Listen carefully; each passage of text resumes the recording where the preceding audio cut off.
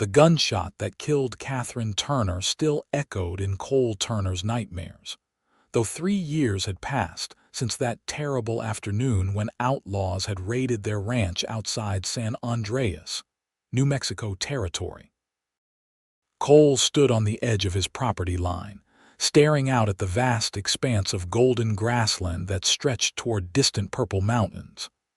The wind carried the scent of sage and dry earth, a smell that had once brought him comfort, but now only reminded him of everything he had lost. At 32 years old, he felt twice that age. His body was still strong from years of ranch work, his shoulders broad and his hands calloused from rope and reins, but inside he felt hollow as a dried gourd. His dark hair had started showing threads of silver at the temples, and his blue eyes, once quick to crinkle with laughter, now held a perpetual guardedness. The ranch had prospered in the years since Catherine's death, but Cole took no joy in it. He worked from dawn until exhaustion forced him to stop, pushing himself and his men hard. The Double T Ranch now ran over 3,000 head of cattle and employed 15 cowhands. Cole knew he had earned a reputation as a fair but demanding boss, a man who rarely smiled and never joked.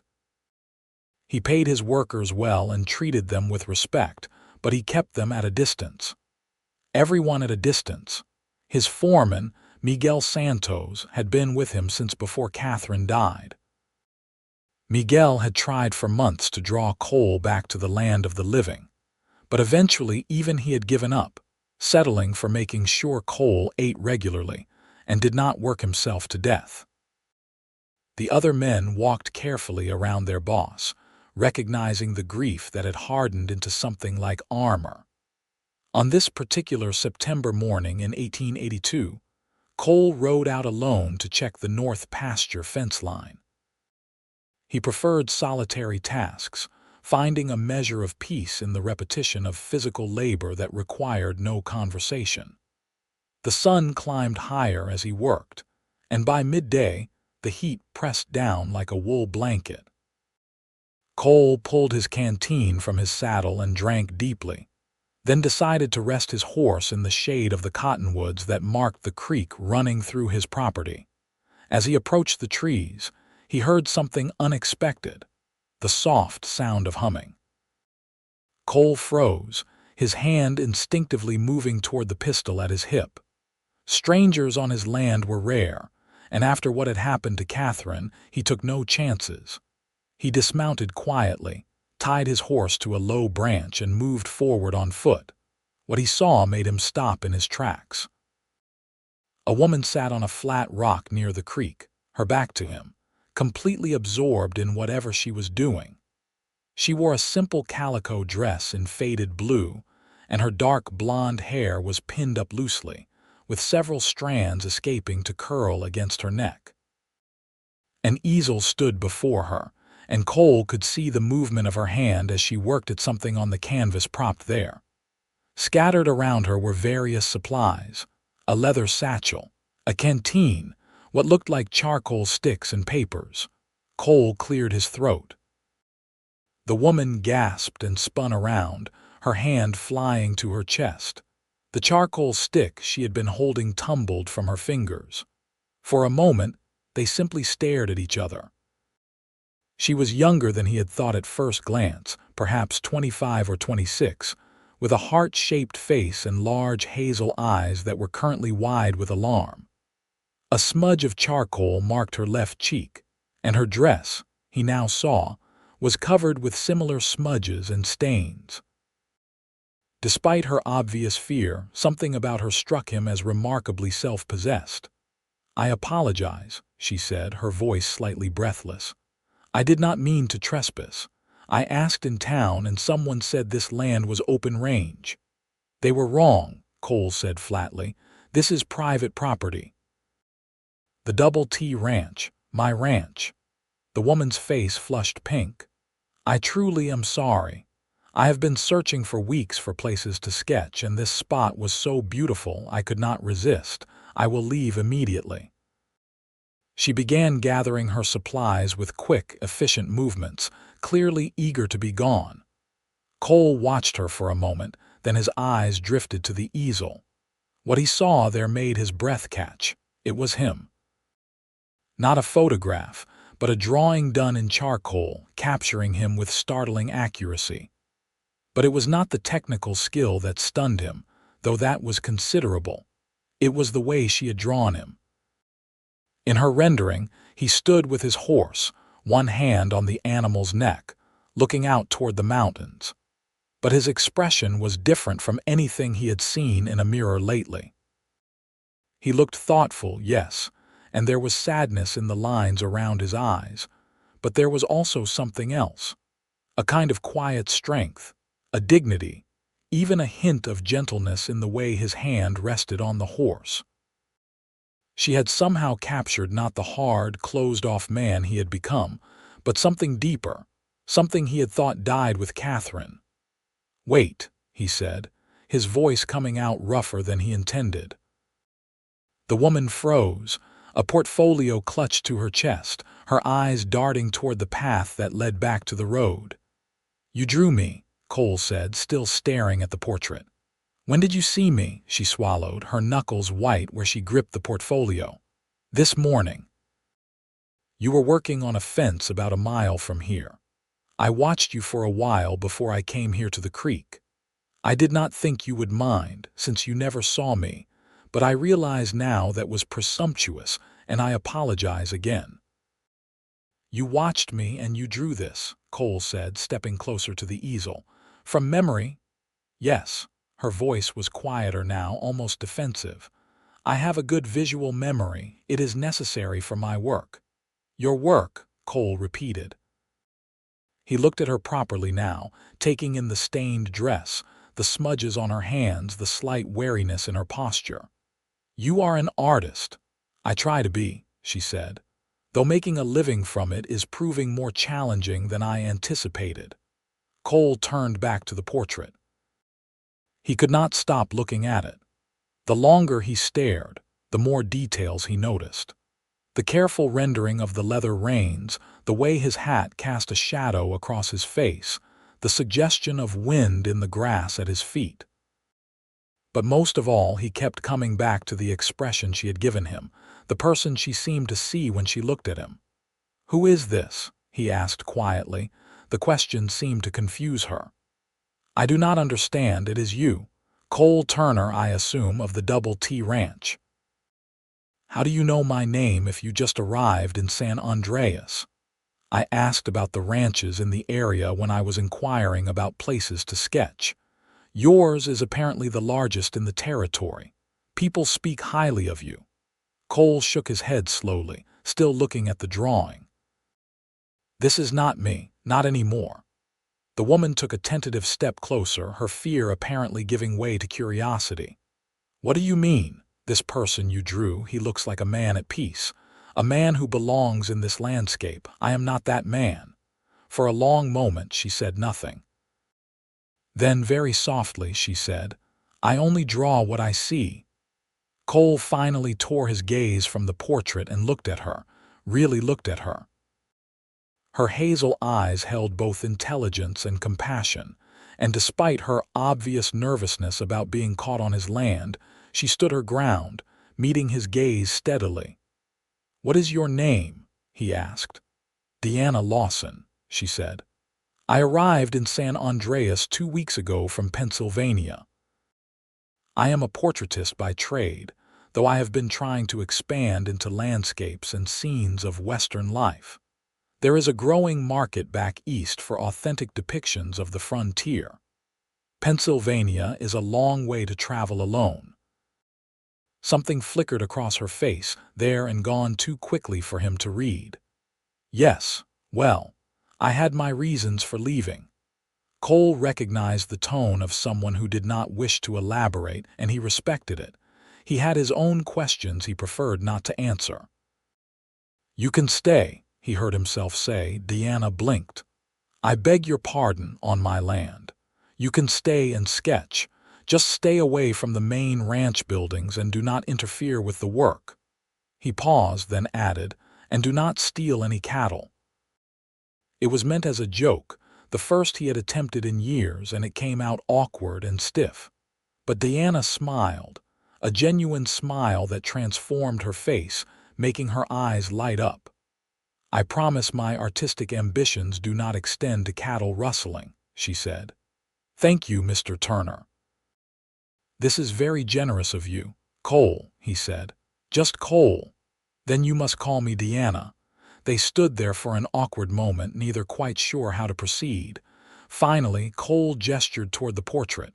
"What will you do with that?" Diana glanced at it. "I had not decided. It was more of a practice piece, to warm up my hand before starting a landscape.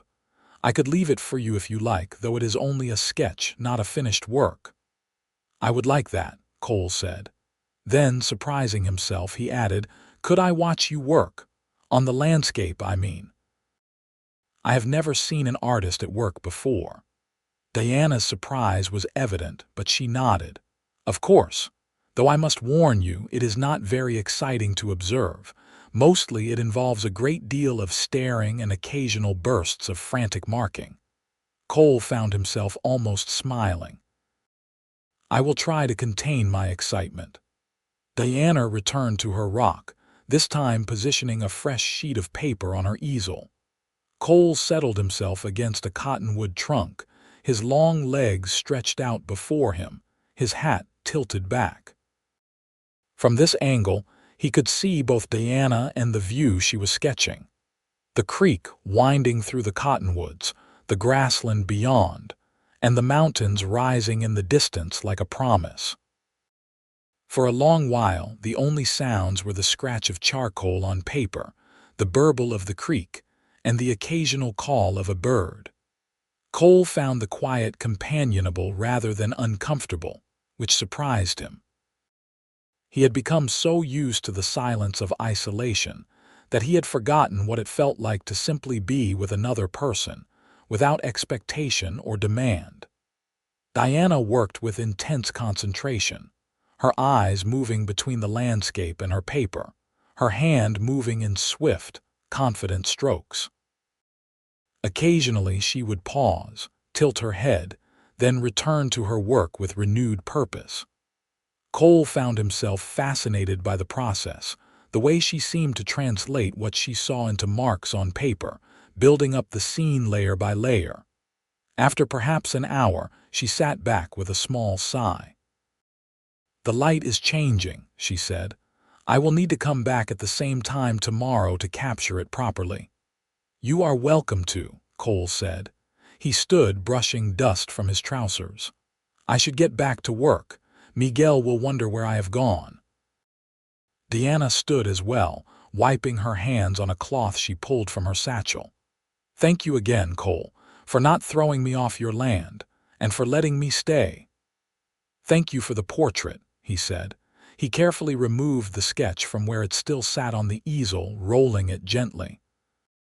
"I will take good care of it." As he walked back to his horse, the rolled portrait tucked carefully under his arm, Cole felt something he had not experienced in 3 years: curiosity about tomorrow. He found himself already wondering if Diana would return, already looking forward to the quiet companionship of watching her work. That night, back at the ranch house, Cole carefully unrolled the portrait and studied it by lamplight. The foreman's house was comfortable but sparse, decorated with only the most basic furnishings. Catherine had wanted to fill it with color and life, had spent hours planning curtains and rugs and all manner of domestic touches. After she died, Cole had packed away everything that reminded him of her, leaving only what was necessary for basic existence.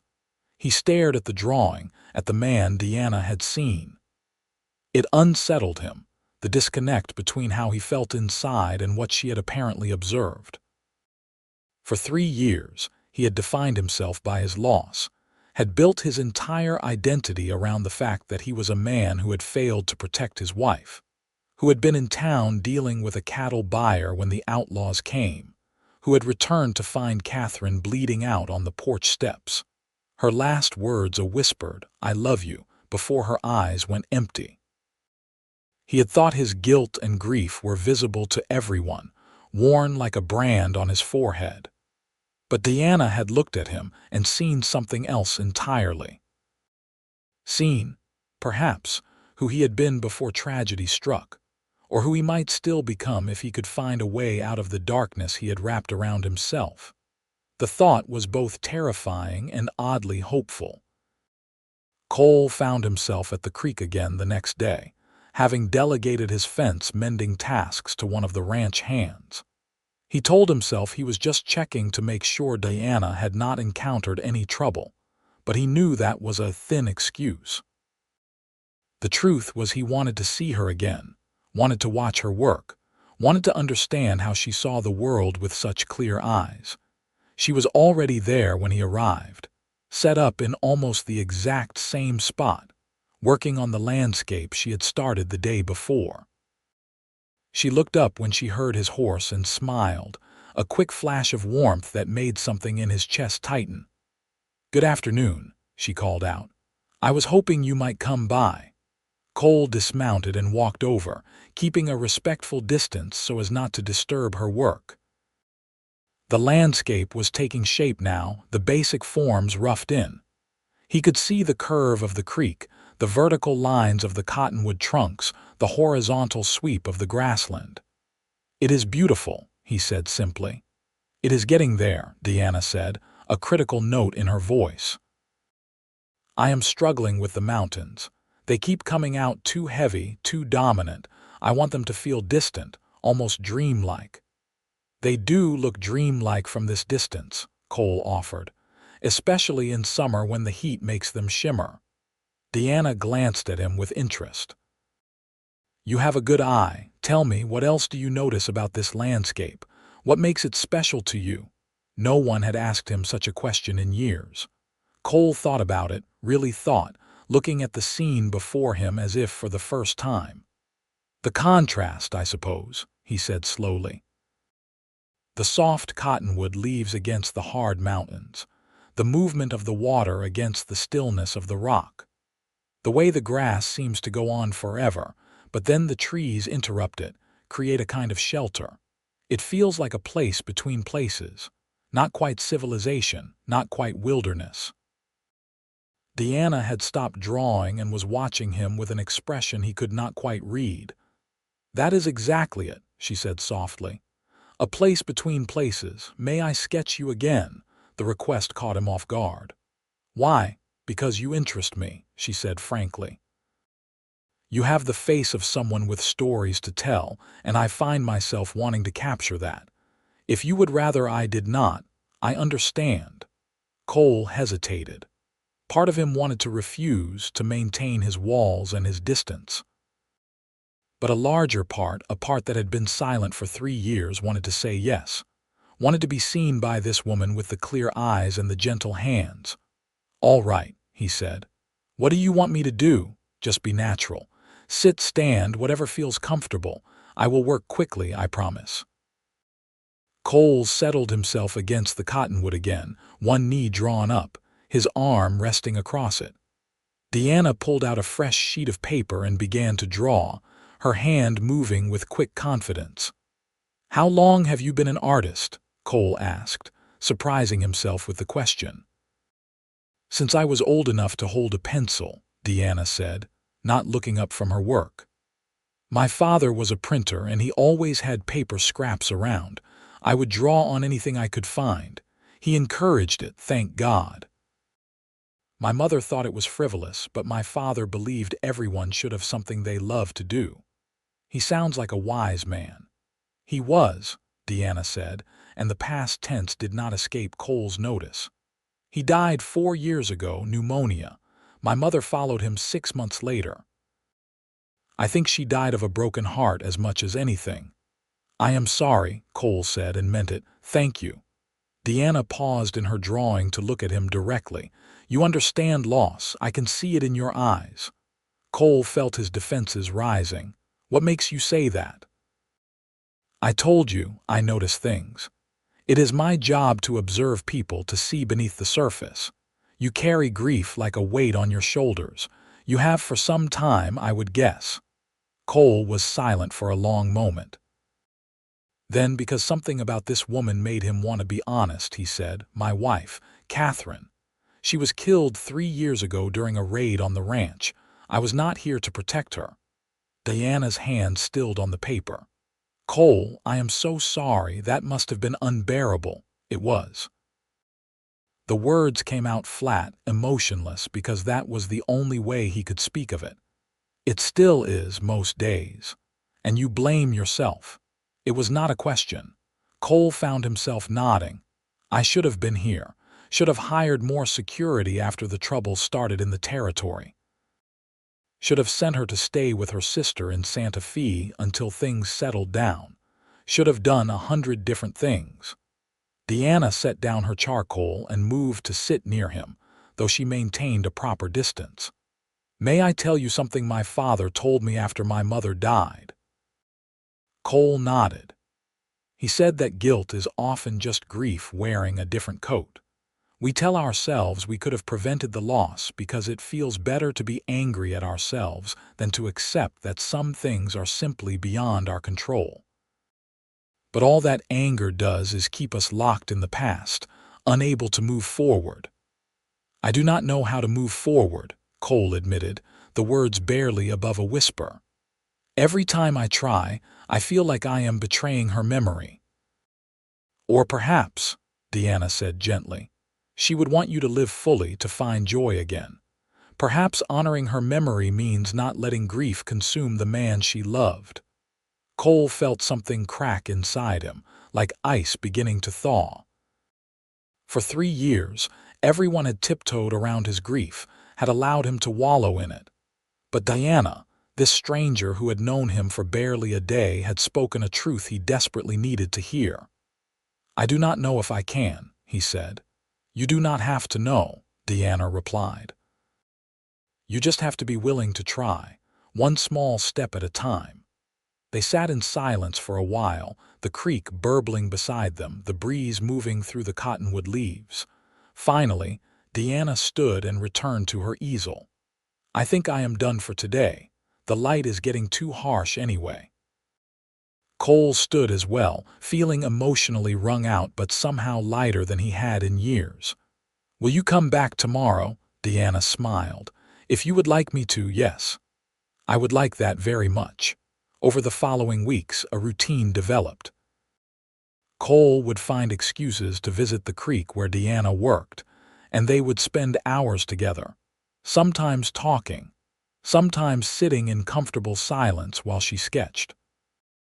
He found himself opening up to her in ways he never had with anyone else, telling her about Catherine, about his childhood in Kansas, about his dreams for the ranch. In turn, Diana shared her own stories. Growing up in a crowded Philadelphia neighborhood, learning her craft from a portrait painter who had taken pity on the printer's daughter, the scandal that had driven her west. The scandal, it turned out, had involved a prominent banker who had commissioned a portrait of his wife. Diana had painted the woman with complete honesty, capturing not just her expensive clothes and jewels, but also the unhappiness in her eyes and the tension in her mouth. The banker had been furious, had refused to pay, and had spread rumors that Diana was unreliable and difficult. Work had dried up almost overnight. "So I decided to start fresh," Diana said, finishing the story one afternoon. The frontier seemed like a place where a woman might make her own way, establish her own reputation based on her actual work rather than on gossip and social standing. "Is it living up to your hopes?" Cole asked. Diana considered the question. "Yes and no. There is more freedom here, certainly. But also more risk, more uncertainty. I have been living in a boarding house in San Andreas, taking any commission I can get. Mostly I have been painting store signs and decorative pieces for saloons. Not exactly the artistic legacy I was hoping to build." "But you are building something," Cole said. "You are surviving, making your own way. That takes courage."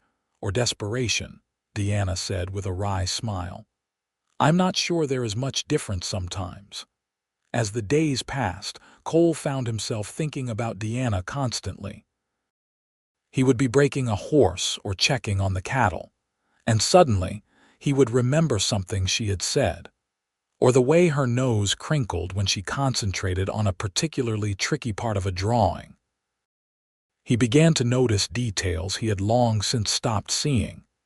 The exact color of the sunset, the pattern of clouds in the sky, the way morning light turned the grass to gold. It was as if Diana's way of seeing was becoming his own, teaching him to look at the world with fresh eyes. Miguel noticed the change in his boss, though he said nothing at first. Cole caught him watching sometimes, a knowing look on his weathered face. Finally, about 3 weeks after Diana first appeared, Miguel cornered Cole in the barn. "So," Miguel said, his tone carefully casual as he helped Cole mend a broken harness, "there is a rumor in town about a pretty artist lady who has been seen coming and going from our property." Cole felt heat rise in his face. "She has permission to sketch on the land. It is not a secret." "I did not say it was a secret," Miguel said mildly. "I am just making conversation. This artist lady, she have a name, Diana Lawson. She is from Pennsylvania trying to establish herself as an artist of the West. And you have been spending time with her. It was not a question." Cole sighed. "Yes, Miguel. I have been spending time with her. She is intelligent and interesting, and I enjoy her company. Is that a crime?" Miguel's face broke into a broad grin. "No, amigo, it is not a crime. It is a blessing. I have been waiting 3 years for you to show interest in something other than work and guilt." "I am not sure I am ready for whatever you are implying," Cole said stiffly. "I am not implying anything. I am just saying it is good to see you smile again, to see you come back to life a little." Miguel clapped him on the shoulder. "Catherine was a good woman. She would not want you to spend the rest of your life alone, punishing yourself for something that was not your fault." Cole thought about Diana's similar words, about guilt being grief in a different coat. Maybe everyone could see what he had been too stubborn to accept, that he had been using his guilt as a shield, a way to avoid the vulnerability of living fully again. "It is not that simple," Cole said quietly. "It never is," Miguel agreed, "but maybe it does not have to be so complicated either. Maybe you just spend time with someone who makes you feel good, see where it goes, no pressure, no expectations, just 2 people enjoying each other's company." Cole nodded slowly. "When did you become so wise?" Miguel laughed. "I have always been wise, boss. You just finally started listening." The next day, Cole arrived at the creek to find Diana packing up her supplies with quick, agitated movements. Her face was flushed, and he could see she had been crying. "Diana, what is wrong?" She looked up, startled, and tried to wipe her eyes discreetly. "Nothing, I am fine." "You are clearly not fine." Cole moved closer, his concern overriding his usual reluctance to intrude. "Did something happen? Did someone hurt you?" "Not physically," Diana said bitterly. She sank down onto her rock, her shoulders slumping. "I went into town this morning to see if any of the merchants needed sign work. Instead, I learned that my landlady has sold the boarding house. The new owner wants to convert it into a gentleman's club, and all the tenants have been given 2 weeks to vacate. Where will you go? I do not know." Diana's voice cracked. "I have been saving money, but not enough for a deposit on a proper house. The hotel is too expensive to stay in for more than a few nights, and there are not exactly an abundance of respectable lodgings for single women in San Andreas." Cole felt a surge of protectiveness so strong it surprised him. The thought of Diana struggling, potentially having to leave the territory because of something as mundane as housing, was unacceptable. "Stay at the ranch," he said. Diana looked at him as if he had suggested she sprout wings and fly. "I cannot possibly do that. It would be completely inappropriate. The scandal would ruin both our reputations. The ranch house has 6 bedrooms, Cole said, thinking quickly. You would have your own space, your own privacy. And it would not be just the two of us. Miguel lives in the foreman's quarters, which are attached to the main house. He can serve as a chaperone of sorts. Plus, there are 14 other men living in the bunkhouse. Hardly a scenario for scandal. Cole, I appreciate the offer, but I could not impose like that. And you know perfectly well that people would talk regardless of the actual circumstances. Let them talk, Cole said, surprising himself with his vehemence. I stopped caring what people thought when my wife died, and half the town whispered that I must have been a terrible husband for not protecting her better. You need a place to stay. I have plenty of room. It is a practical solution. Diana studied him for a long moment, her hazel eyes searching his face. Is that all it is? A practical solution? Cole knew he should say yes, should maintain the fiction that this was purely about logistics. But Diana's earlier words about honesty echoed in his mind, and he found himself unable to lie to her. No, he admitted. It is not just practical. I have come to value your friendship, Diana. The thought of you leaving, of not seeing you every day, is one I find I cannot easily bear. But I also respect you too much to let you make a decision that would compromise you. So if you truly think staying at the ranch would be improper, I will help you find another solution. I will pay for a hotel room or help you find a house to rent. Whatever you need. Diana's eyes had grown bright with unshed tears. You would do that for me, even though we have known each other only a few weeks? Yes, Cole said simply. I would. For a long moment, Diana said nothing. Then she stood and closed the distance between them, reaching out to take his hand. Her fingers were stained with charcoal and paint, but her touch was warm and gentle. Then I accept your offer, she said quietly. To stay at the ranch, at least temporarily, until I can find a more permanent situation, but only if you let me contribute. I can cook, clean, help with the accounts. I will not be a burden. You could never be a burden, Cole said, his voice rough with emotion. He looked down at their joined hands, at the way her smaller fingers rested in his palm, and felt something he had thought dead forever. Hope. The move happened quickly.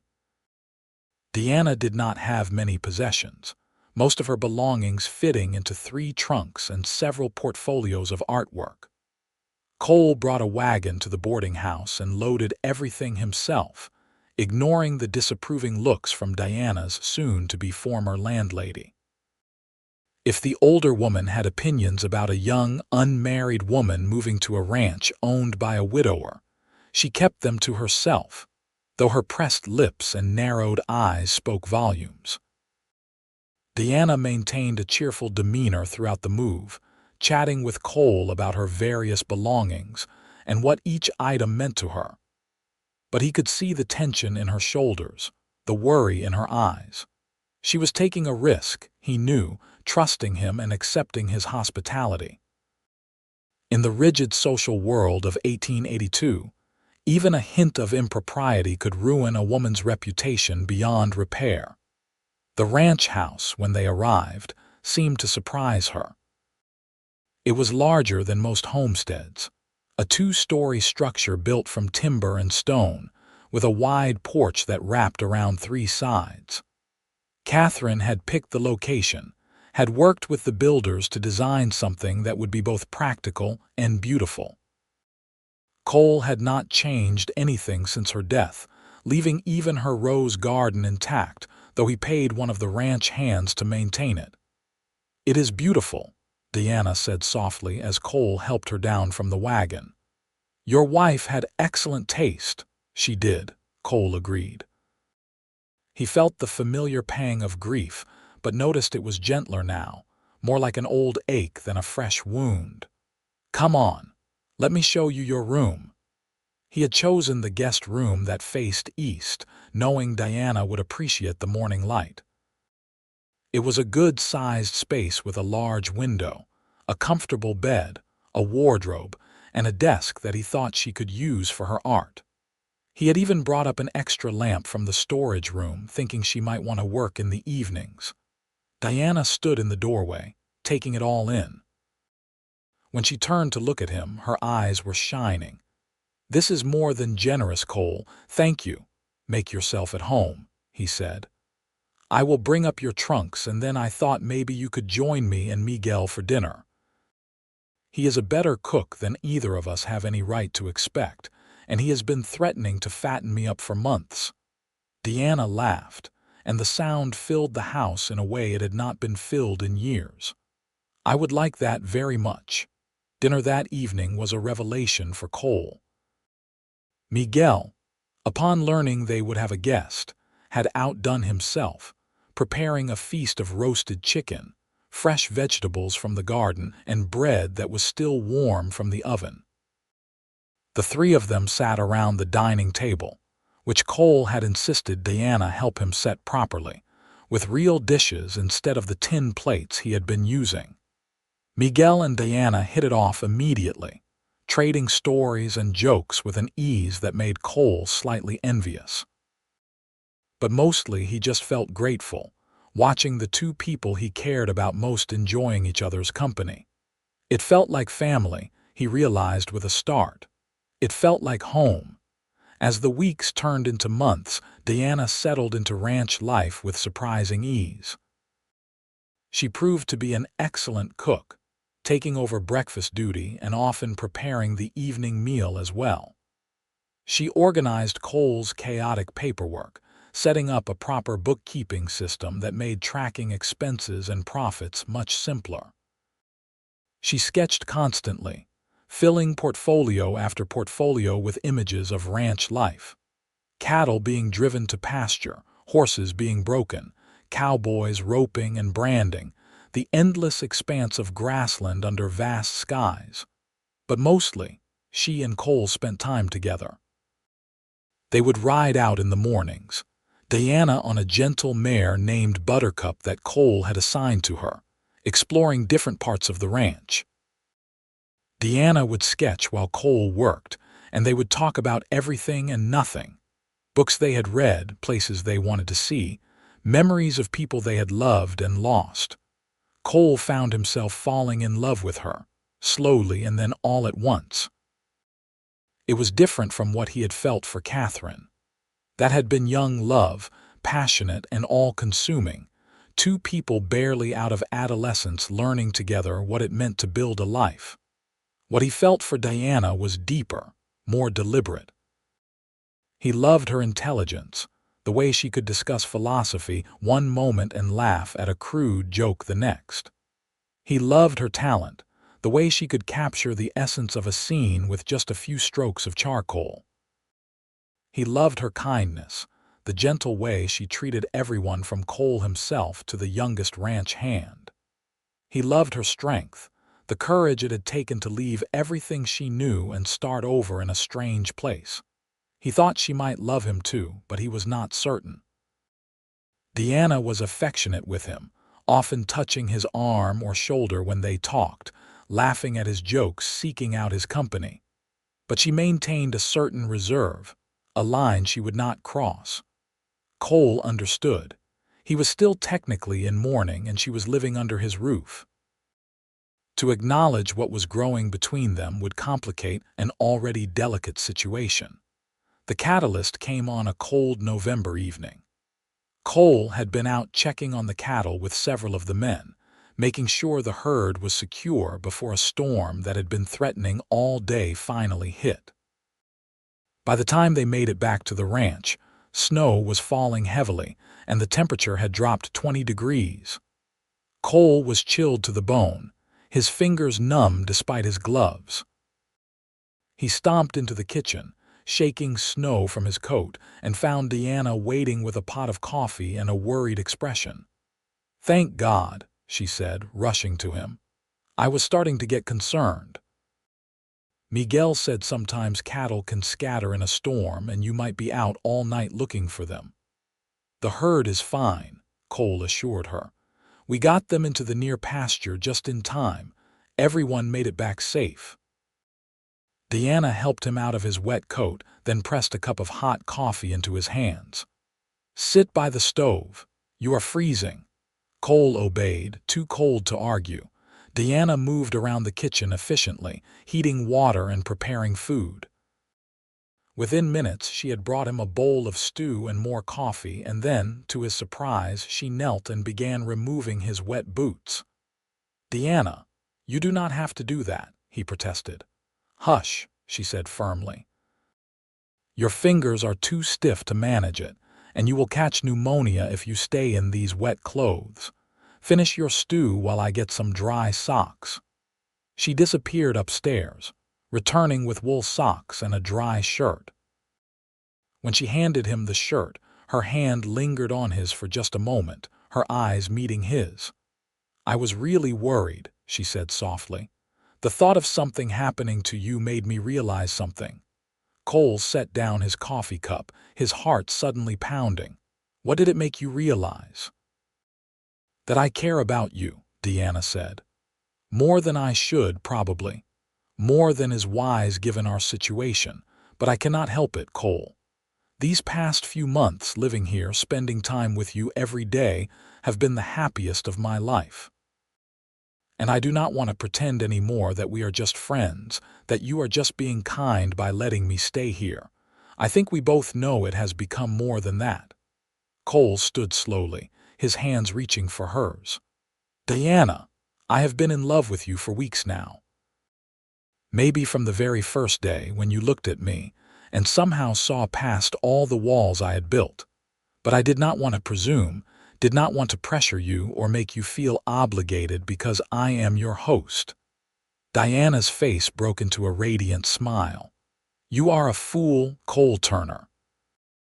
A wonderful, thoughtful fool. I have been in love with you just as long, waiting for some sign that you might feel the same way." "I do," Cole said, and then, because words seemed insufficient, he bent his head and kissed her. It was gentle at first, tentative, both of them aware that this was a threshold they could not uncross. But then Diana's arms came up around his neck, and Cole pulled her closer, and the kiss deepened into something that felt like a promise, like a beginning, like coming home after a long absence. When they finally pulled apart, both breathless, Diana rested her forehead against his chest. "What do we do now?" she asked. "I think," Cole said slowly, his hand coming up to stroke her hair, "that we should probably get married. If you will have me, that is. I know I am still technically in mourning and people will talk, but I do not care anymore. I love you, Diana. I want to build a life with you if you want the same." Diana pulled back to look up at him, her eyes shining with tears. "Yes," she said. "Yes, absolutely yes. I will marry you, Cole Turner. I cannot think of anything I want more." They were married 2 weeks later in a simple ceremony in San Andreas, with Miguel standing as Cole's witness and the local schoolteacher serving as Diana's. There was indeed talk in town, some of it uncharitable, but Cole found he truly did not care. He had wasted 3 years of his life locked in grief and guilt. He was not going to waste another moment worrying about the opinions of people who did not matter. Their wedding night was tender and passionate, a claiming and a surrender all at once. Afterward, lying in bed with Diana curled against his side, Cole felt a peace he had not known since before Catherine died. He still loved Catherine, still mourned her loss, but Diana had been right. Holding on to grief so tightly had only kept him from living. Now, finally, he could honor Catherine's memory by doing what she would have wanted him to do all along: be happy. Diana proved to be not just a wife but a true partner. She took over the ranch's bookkeeping completely, discovering several areas where costs could be cut and efficiency improved. She began selling her artwork through a contact in Santa Fe, landscapes and portraits of ranch life that fetched impressive prices from Eastern buyers hungry for authentic Western scenes. She turned Catherine's rose garden into a combination flower and vegetable garden, growing food for the household and flowers to brighten every room. But most importantly, she loved Cole with a fierce, steady devotion that made him believe in himself again. When he had nightmares about Catherine's death, Diana would hold him and remind him that the past could not be changed, only accepted. When he doubted his decisions about the ranch, she would talk through the options with him, offering perspective without judgment. When he felt guilty about being happy, she would kiss him and tell him that joy was not a betrayal, but a tribute to everyone who had loved him and wanted him to thrive. A year after their wedding, Diana told him she was pregnant. Cole was terrified and elated in equal measure. The thought of being a father, of bringing a child into a world that had taken so much from him, was frightening. But Diana's calm confidence helped settle his fears. "Bad things happen," she told him one evening as they sat on the porch, watching the sunset paint the mountains purple and gold. "We cannot prevent every danger or tragedy, but that is not a reason to hide from life. We love each other. We will love this child, and whatever comes, we will face it together." Their son was born on a cool spring morning in 1884, arriving after a long labor that left Cole pale and shaking with worry. But when the midwife placed the tiny, squalling bundle in his arms, Cole felt his heart crack open in a way it never had before. He looked into his son's wrinkled red face and saw infinite possibility, infinite hope. They named him Samuel, after Diana's father. Samuel Cole Turner, a strong name for what Cole hoped would be a strong and happy boy. Fatherhood transformed Cole in ways he had not anticipated. The responsibility of caring for a helpless infant, of being someone Samuel could depend on utterly, gave him a sense of purpose beyond the ranch or even his marriage. He found himself making plans again, thinking about the future in concrete terms. He wanted to build the ranch into something Samuel could be proud of, something that could support not just their family but future generations. But he also learned to be present in the moment, to appreciate the small joys. Samuel's first smile, his first laugh, the way he would reach for Cole's face with tiny, grasping fingers. Diana captured these moments in sketch after sketch, filling albums with images of their growing family. Miguel became Samuel's unofficial grandfather, teaching the boy Spanish words and sneaking him treats when Diana was not looking. The ranch hands, tough men who faced down ornery cattle and dangerous terrain without flinching, turned to absolute mush around the baby, taking turns holding him and making ridiculous faces to earn his laughter. 2 years later, Diana gave birth to a daughter they named Grace Catherine Turner, honoring Cole's first wife. It had been Diana's idea, and Cole had been moved to tears by the gesture. It felt right, bringing Catherine's name forward into this new life they were building, acknowledging that the past and present could coexist without conflict. Grace was different from Samuel, quieter, more observant, with her mother's hazel eyes and her father's serious expression. Where Samuel was all energy and noise, Grace was contemplative, content to sit and watch the world around her. Diana said she would be an artist, like her mother, and Cole believed it. The years flowed by with the kind of gentle contentment Cole had never thought to experience. The ranch prospered, expanding its operations and becoming one of the most successful in the territory. Diana's artwork gained recognition, her scenes of Western life appearing in magazines and galleries as far away as New York. Samuel grew into a bright, adventurous boy who could ride almost as well as his father by the time he was 6. Grace proved to be as stubborn and talented as Diana had predicted, filling pages with her own drawings and insisting on accompanying her mother on sketching expeditions. Cole found himself thinking often about that first portrait Diana had drawn of him, the one that had captured not the broken man he was, but the whole person he could become. He kept it framed in his study, a reminder of how perception could shape reality, how being seen clearly by someone who loved you could be transformative.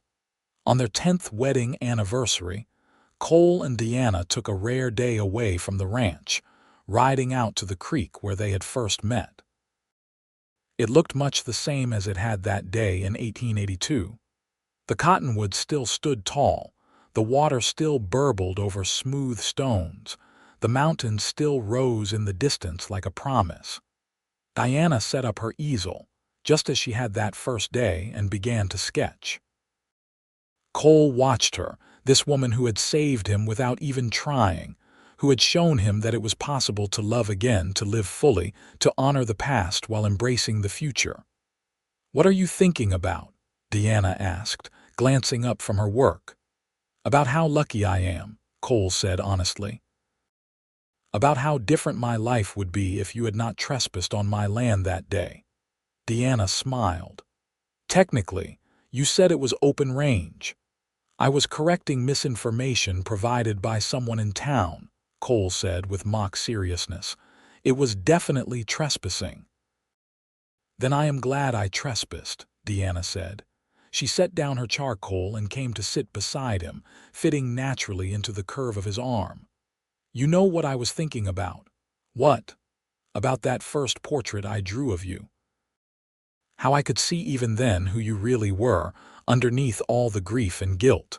A good man, a strong man, someone capable of great love. You saw all that just from watching me mend a fence. I saw it in the way you moved, the way you touched your horse, the way you looked at the land around you. Artists learn to read people through observation, through the thousand small gestures and expressions that reveal character. You were hurting, yes, but you were not broken. You just needed someone to remind you of that." Cole pulled her closer, pressing a kiss to the top of her head. "You did more than remind me. You showed me how to live again. You and the children, this life we have built together, it is more than I ever thought I would have after Catherine died. More than I believed I deserved. Everyone deserves happiness, Cole. Everyone deserves a second chance. I am just grateful I got to be part of yours." They sat in comfortable silence for a while, watching the play of light on water, listening to the sounds of the land they both loved. Eventually, Diana returned to her sketch, and Cole watched her work, just as he had that first day. When she finished, she turned the easel so he could see what she had drawn. It was him again, but different from the first portrait. Older, yes, with more lines around his eyes and threads of silver in his hair, but also more content, more at peace. A man who had suffered and survived, who had loved and lost and found the courage to love again. "Is this who I really am now?" Cole asked, echoing his question from a decade ago. "It is who you have always been," Diana said simply. "I just drew what I saw." Cole stood and pulled her to her feet, holding her close. "I love you, Diana Turner, more than I could ever find words to express." "I love you too," she whispered against his chest, "always and forever." As the sun began to set, painting the sky in shades of orange and pink and purple, Cole and Diana packed up Diana's supplies and rode back toward the ranch, toward home, toward Samuel and Grace, who would be waiting with Miguel to hear about their parents' adventure, toward the life they had built together from grief and hope, from second chances and stubborn courage. Cole thought about the man he had been, standing on the edge of his property line 3 years after Catherine's death, feeling hollow and old and done with living. He thought about the woman who had trespassed on his land, who had looked at him with clear eyes and drawn not his grief but his strength, not his guilt but his capacity for love. He thought about how strange and wonderful it was that a simple sketch could change a life, that being seen clearly could be the first step toward healing, that sometimes redemption came not from grand gestures but from quiet moments. A conversation by a creek, a hand held in the darkness, the daily choice to try again, to hope again, to love again. As they rode up to the ranch house, Samuel came running out to meet them, Grace toddling along behind as fast as her short legs could carry her. Miguel followed at a more sedate pace, grinning at the sight of the family reunited. The house glowed with warm lamplight in the gathering dusk, smoke rising from the chimney. The rose garden Catherine had planted and Diana had tended blooming with late summer roses. Cole dismounted and swept both children into his arms, breathing in the sweet smell of their hair, feeling the solid weight of them against his chest. Diana joined them, wrapping her arms around all three, and for a moment they stood there as a family, complete and whole. This was his life now, not perfect, not without sorrow or struggle, but full in a way it had not been since before Catherine died. Full of love and laughter, of daily joys and shared dreams, of children growing and work to be done, and a woman who saw him clearly and loved him anyway. Cole carried Samuel while Grace latched onto Diana's skirt, and together they walked into the house.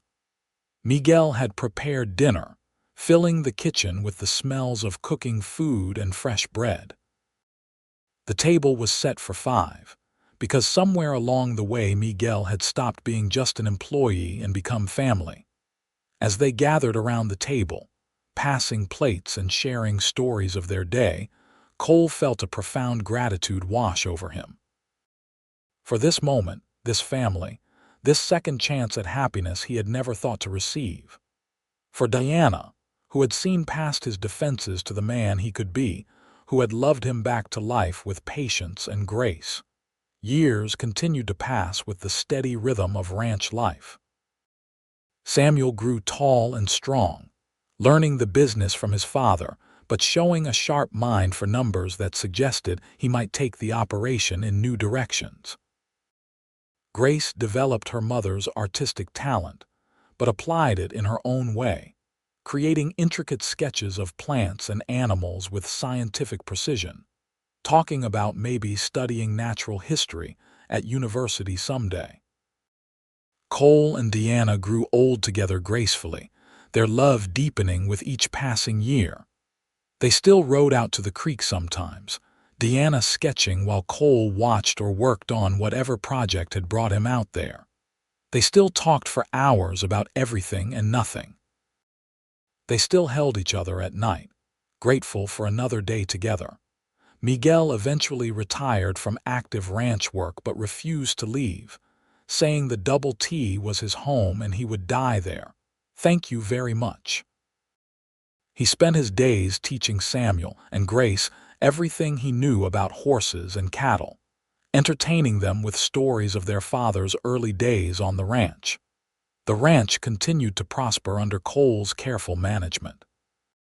He had learned from Diana that success was not just about expansion and profit, but about sustainability and community.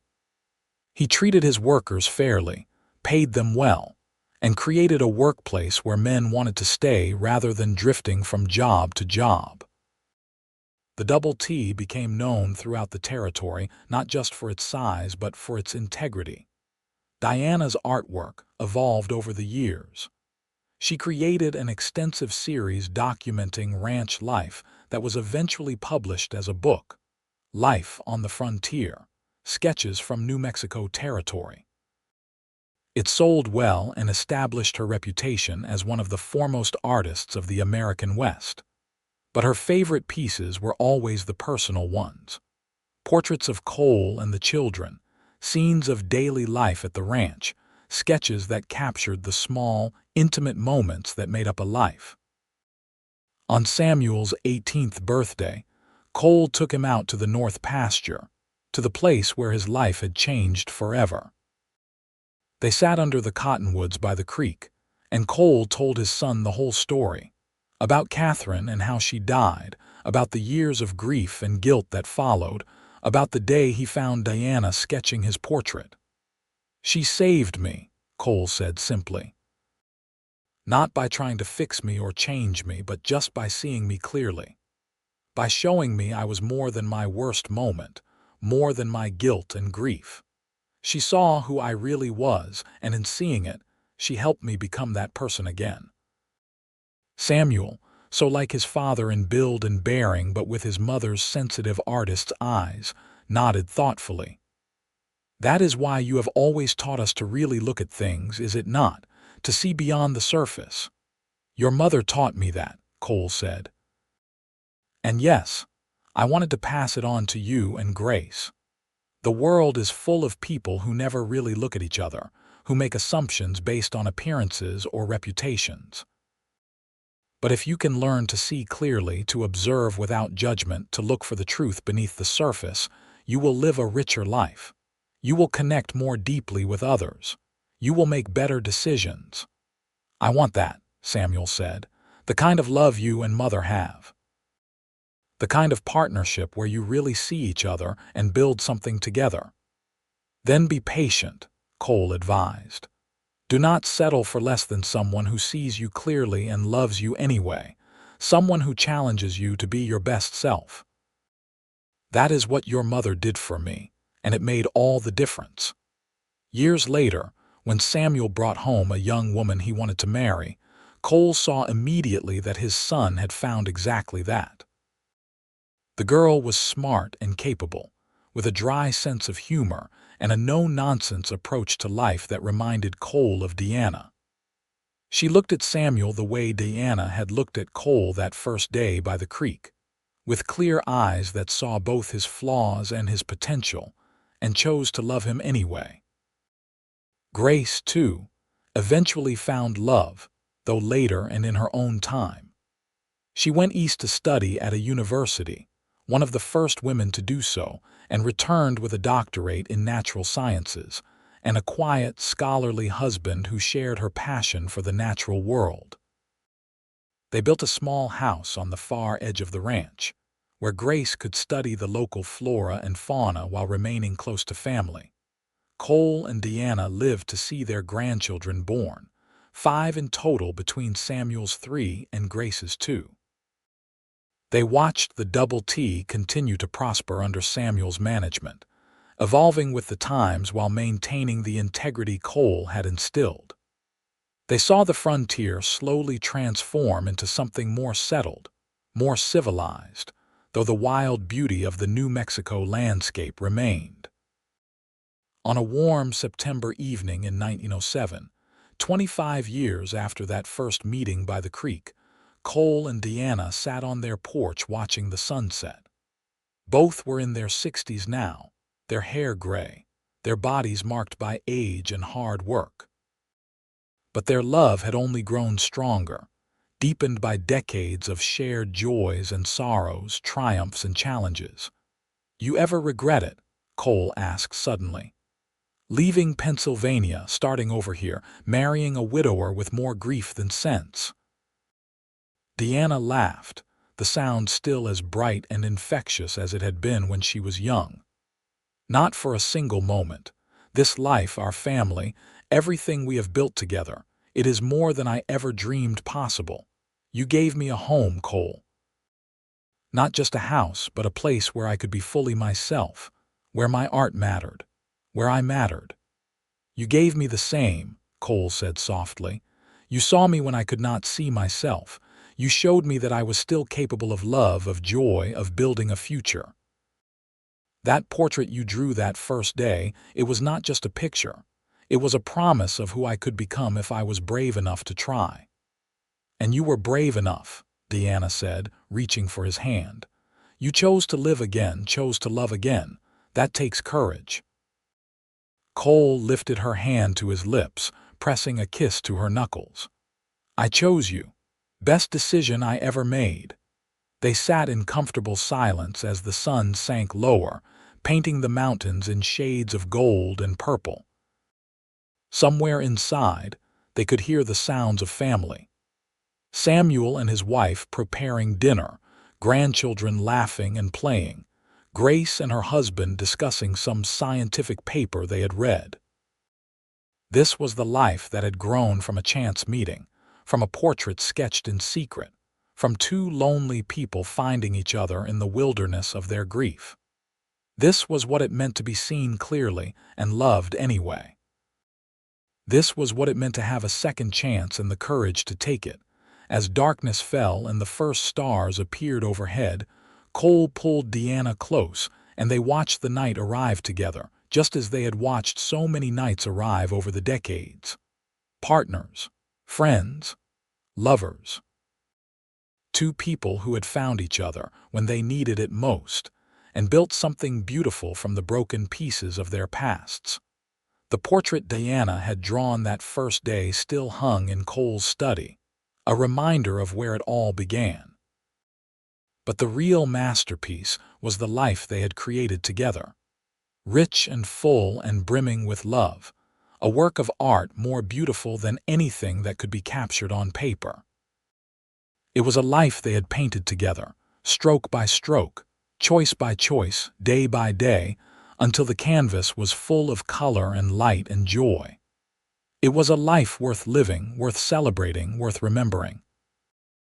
And when Cole Turner finally closed his eyes for the last time years later, an old man surrounded by family and loved ones, he died knowing he had lived fully and loved deeply.